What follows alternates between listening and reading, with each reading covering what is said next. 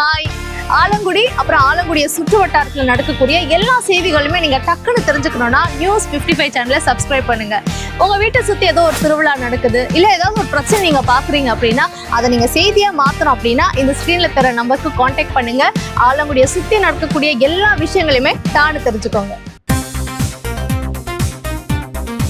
புதுக்கோட்டை மாவட்டம் ஆலங்குடி அருகே உள்ள கொத்தமங்கலம் ஊராட்சியில் ஒன்றிய பட்ஜெட்டில் தமிழ்நாட்டை வஞ்சித்த பாஜகவையும் அதற்கு துணை போகும் அதிமுகவையும் கண்டித்து மதச்சார்பற்ற முற்போக்கு கூட்டணி கட்சிகள் சார்பில் மாபெரும் கண்டன ஆர்ப்பாட்டம் நடைபெற்றது. இந்த ஆர்ப்பாட்டத்தில் திமுக, காங்கிரஸ், விடுதலை சிறுத்தைகள், மதிமுக, கம்யூனிஸ்ட் கட்சிகள் உள்ளிட்ட மதச்சார்பற்ற முற்போக்கு கூட்டணி கட்சிகளை சேர்ந்த ஏராளமானோர் பங்கேற்று கண்டன கோஷங்கள் எழுப்பினர்.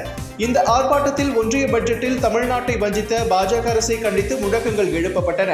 மேலும் 100 நாள் வேலை திட்டத்தை சிதைக்கின்ற செயலையும் கண்டித்து ஆர்ப்பாட்டத்தில் ஈடுபட்டனர். இதுபோன்ற மக்கள் விரோத செயல்களுக்கு துணை போகும் அதிமுகவையும் கண்டித்து இந்த ஆர்ப்பாட்டத்தில் கண்டனம் தெரிவிக்கப்பட்டது.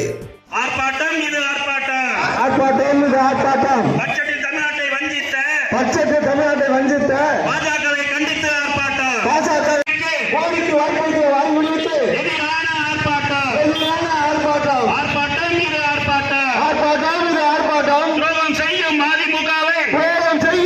மேலும் கண்டன உரை நிகழ்த்திய புதுக்கோட்டை தெற்கு மாவட்ட துணை செயலாளர் திரு ஞான இளங்கோவன் நம் தாய்மொழியாகிய தமிழை காக்க வேண்டிய அவசியம் பற்றியும் மீண்டும் நம் மாண்புமிகு தமிழ்நாடு முதலமைச்சர் அவர்கள்தான் ஆட்சிக்கு வருவார் என்றும் உறுதிபட தெரிவித்தார்.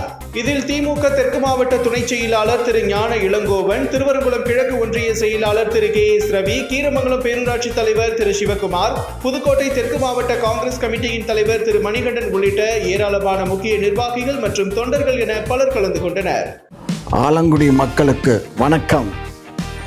ஆலங்குடியில் இருக்கக்கூடிய அனைத்து செய்திகளையும் தெரிந்து கொள்வதற்கு நியூஸ் 55 சேனலை சப்ஸ்கிரைப் பண்ணுங்க, செய்தியை பார்த்து கொள்ளுங்க. நன்றி, வணக்கம்.